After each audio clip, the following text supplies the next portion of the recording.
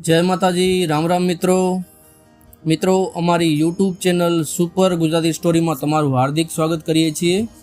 मित्रों आजना विडियो में आपणे संत श्री वेलनाथ बापू विषे एमना विषे इतिहास जाणीशुं। गुजरातना महान एक संत थई गया वेलनाथ बापू, एमना इतिहास विषे आजना विडियो में आपणे जाणीशुं। तो मित्रों शरू करिए आजनो विडियो। ते पहला तमे आ चेनल पर नवा छो तो चेनल ने सब्सक्राइब करी लेजो। संत श्री वेलनाथ बापूनो जन्म संवत 1445 अषाढ़ सुद बीजना वहेली सवारे थयो हतो। गुरुनु नाम वागनाथजी, दादानु नाम भगत अमराजी ठाकोर, पितानु नाम भगत बोगाजी, मातानु नाम अमरबा, शाख मकवाणा, ज्ञाति चुवाड़िया कोड़ी, जन्मस्थળ पादरिया जूनागढ़ जिल्लो, पत्नीनु नाम मीणामा अने जसूमा, ससरा जूनागढ़ जिल्लाना मांडवड़ गामना लाखाजी ठाकोर। 14મી સદીમાં અહમદ શાહ બાદશાહે સાબરમતી નદી કિનારે આવેલ આસાવલ નામના ગામના સ્થળે પોતાના નામ પર અમદાવાદ વસાવી તેને ગુજરાતની રાજધાની બનાવી। ત્યારે ગુજરાતના ચુવાણ પ્રદેશના ઠાકોરને ધર્મ પરિવર્તન કરવાની ફરજ પાડતા આ ઠાકોરો અહમદ શાહની સરમુખત્યાર શાહીને તાબે ન થતા તેને ચુવાડ પંથકમાંથી હાંકી કાઢવાનો હુકમ કર્યો। આમ આ ઠાકોરોનો કાફલો ત્યાંથી નીકળી સૌરાષ્ટ્ર અને કચ્છમાં સ્થિર થયો। સૌરાષ્ટ્રમાં આ ઠાકોરોએ ગ્રામ રક્ષકની જવાબદારી સ્વીકારી લીધી। આ બધા ઠાકોરો પગના પગલાની દિશા રેખા અને પગલાં જોવામાં નિષ્ણાત હતા। તેથી જે ગામમાં ચોરી ધાડ કે લૂંટ થાય તેને પગની નિશાની પરથી પકડી લેતા અને રાજ્યમાં રજૂ કરતા। આથી સૌરાષ્ટ્રના રાજ્યોએ તેમને પગી તરીકેની પદવી આપી અને આ ઠાકોરો 15મી સદીથી પગી તરીકે પ્રસિદ્ધ થયા। જ્યારે ચુવાણ પ્રદેશ છોડવાની ફરજ પાડવામાં આવેલ ત્યારે ચુવાણ પ્રદેશમાં આવેલ કુવાંદરા ગામના મકવાણા અટકના અમરાજી ઠાકોર પણ બાદશાહના ચુંગલમાંથી છૂટ્યા હતા। અમરાજી ઠાકોર પરમ શિવ ભક્ત હતા। તેમના મુખમાંથી અહોનિશ ઓમ નમઃ શિવાય મંત્ર જાપ ચાલ્યા જ કરતો હતો। તે ફરતા ફરતા જૂનાગઢ તાબાના ગિરનારની ગરવી છાયામાં વસેલા પાદરિયા નામના ગામમાં આવી વસ્યા હતા। પરમ સરળ હૃદયના ભક્ત દંપતી ગામને બહુ ભાવી ગયા અને તેમના આવવાથી ગામમાં ભજન અને સત્સંગની છોડો ઉછળવા લાગી। સાધુ સંતો અને અભ્યાગતોની ભગત અમરાજીના ઘરે પધરામણી થવા લાગી। આખું ગામ ભક્તિમય બની જતાં અમરાજી ઠાકોરની સુવાસ ચોતરફ પ્રસરી। સાંજના સમયે ભગત અમરાજી હાથમાં રામસાગર લઈ ભજન ગાતા અને ગામના ભાવિક લોકોને ભજનમાં તરબોળ કરી દેતા। નામ અને નાશ એ નિયમને અનુસરતા ભક્ત વૃદ્ધા અવસ્થાના આરે પહોંચીને પોતાનું જીવન સતત પ્રભુ સ્મરણમાં વિતાવે છે। તેના મોઢામાંથી સતત હરિઓમના જાપ ચાલુ છે અને સમાધિ અવસ્થામાં તેમને લક્ષ્મીનારાયણના દર્શન થાય છે। તેની ભક્તિ પરાકાષ્ઠાએ પહોંચેલ અને ભગવાન સ્વયં તેને લેવા પધારેલ છે। આમ અમરાજી અને તેમની પત્ની સર્વે હરિભક્તોની હાજરીમાં પોતાનો દેહ છોડે છે। અમરાજીને વારસામાં પુત્ર બોગાજી અને તેની પત્ની અમરબા ધામે ધૂમે ભગત પાછળ ભંડારો કરી સાધુ મહાત્માઓને સંતુષ્ટ કરે છે। બોગાજી પણ તેના પિતાની જેમ પરમાત્માના પરમ ભક્ત હતા। તેના પત્ની અમરબા પણ સદગુણી અને સતી નારી હતા। આ બંને પોતાના પિતા અમરાજી તરફથી મળેલ વારસાને ગૃહસ્થાશ્રમમાં રહીને દીપાવ્યો હતો। ખેતી મજૂરી કરી ગુજરાન ચલાવતા બંને દંપતી આંગણે આવેલ સાધુ મહાત્માની સેવા કરે છે અને કાયમ સાંજે ભજન સત્સંગ કરી સતત પ્રભુમય જીવન વિતાવે છે।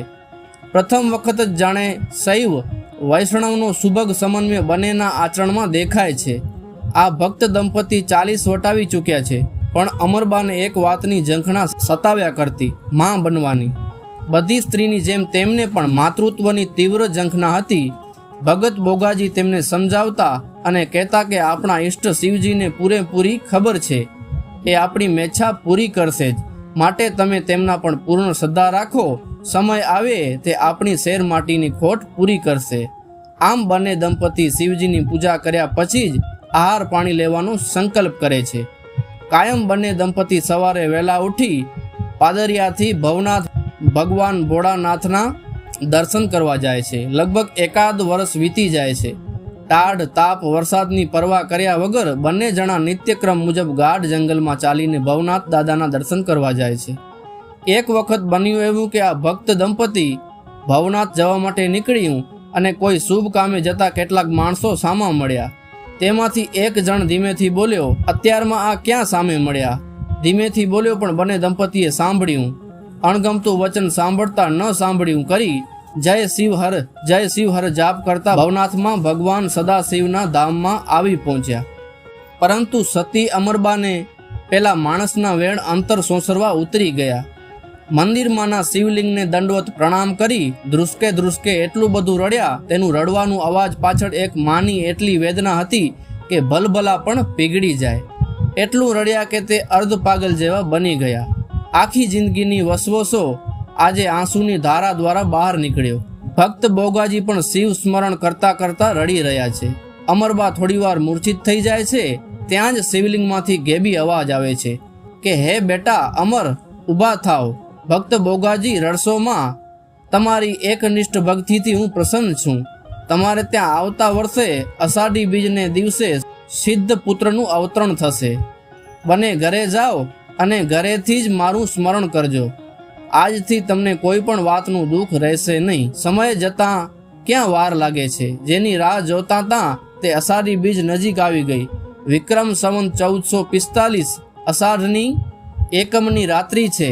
માતા અમરબા પુત્ર જન્મની વાટ જોતા જોતા ગાઢ નિંદ્રામાં સૂતા છે અને વહેલી સવારે પ્રથમ કુકડો બોલતા અમરમાની આંખ ઉગડતા એક નવજાત બાળક પડખામાં સૂતેલું જોયું. કેવી રીતે પ્રસવ થયો તેની કાંઈ જ ખબર પડી નહીં. કોરી પથારીએ બાળકને સૂતેલો જોતા માએ તરત જ ઉપાડી તેડી લીધો અને હર્ષોલ્લાસથી તેના ગાલ ચૂમવા માંડ્યા. વિક્રમ સંવત 1445 અષાઢ સુદ બીજની વહેલી સવારે પુત્રનો જન્મ થયો. તેથી બધાએ વહેલો અર્થાત વહેલો નામ આપી દીધું. ભગવાન શિવની કૃપા બોગાજી અને અમરમા ઉપર પુત્ર સ્વરૂપે ઉતરી.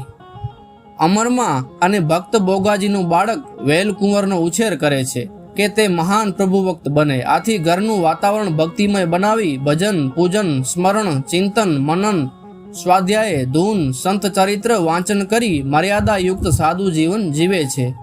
આની અસર બાળક વેલનાથ ઉપર પડે છે.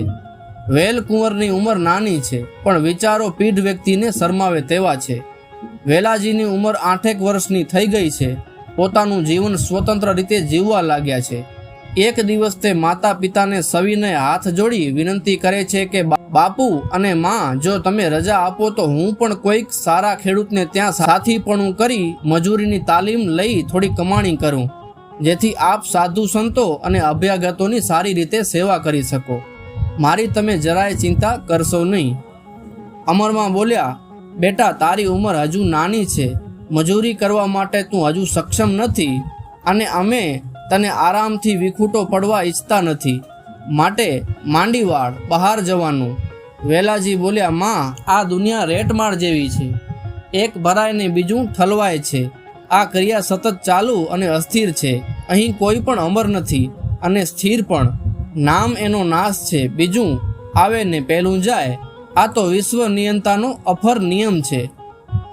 વળી પુરુષાર્થ, મહેનત, મજૂરી જીવન નિર્વાહ ચલાવવા માટે જરૂરી છે. દરેક પ્રારબ્ધ લઈને આવે છે, માટે ચિંતા કરવી વ્યર્થ છે. જીવન માત્રની ચિંતા ઈશ્વરને છે. સર્વ કાંઈ ઈશ્વર ઈચ્છા મુજબ બને છે. ધ્રુવજી 5 વર્ષના હતા, છતાં તેના માતા સુનીતિ દેવીએ તેને રજા આપી હતી, કારણ ઈશ્વર પર પૂર્ણ વિશ્વાસ હતો. તમે મને રજા આપો તો જ્યાં મારું ઋણાનુબંધ છે તે ચૂકવીને પાછો આવીશ. વેલાજીની બાલ સહજ દલીલોથી માતા પિતા ન છૂટકે રજા આપે છે. વેલાજી ઘરેથી નીકળી સીધા જુનાગઢ તાબા હેઠળના શેરગઢ ગામે આવી પહોંચ્યા. તેમને વિચાર્યું કે જેમનું ગત જન્મનું ઋણ છે તે વ્યક્તિ પવિત્ર હતા, તે આ જન્મે પણ પવિત્ર જ હશે. માટે હે પરમાત્મા, તમે મને ગત જન્મના ઋણીને ઘેર પહોંચાડો. શેરગઢ ગામના જાંપામાં એક ઘર હતું. એ જોતા જ વેલાજી સમજી ગયા કે આ ઘરનો માલિક જ મારા ગયા જન્મના લેણદાર છે, માટે અહીંયા જ રોકાવું. આ ઘર સેંજણિયા કુળના કણબી જસમત પટેલનું હતું. કાળી કોયલ કલકલે, ભૈરવ કરે બબકાર, નિત નગારા ગળગડે, ગિરનારી વેલનાથ. શેરગઢ નામે જુનાગઢ તાબાનું મૂળ ગરાસિયું ગામડું છે. ગામમાં જસમત સેંજણિયું નામે એક કણબી રહેતો હતો. સૌ પટેલમાં જસમત પટેલ દુબળો ખેડૂત છે. તાણી તુસીને પેટ ગુજારો કરે છે. એક દિવસ જસમતની ખડકી એક બાળક આવીને ઊભો રહ્યો. બાળકે સવાલ કર્યો, આતા મને સાથી રાખશો? કેવા છો ભાઈ? કોળી છું, આતા મને સાથી રાખો. કોળીના દીકરાની નમણી મુખમુદ્રા ઉપર જસમતના નેત્રો ઠરવા માંડ્યા. તારું નામ શું છે ભાઈ બેટા? મારું નામ વેલિયો. વિચાર કરીને જસમતે ડોકું ધૂણાવ્યું.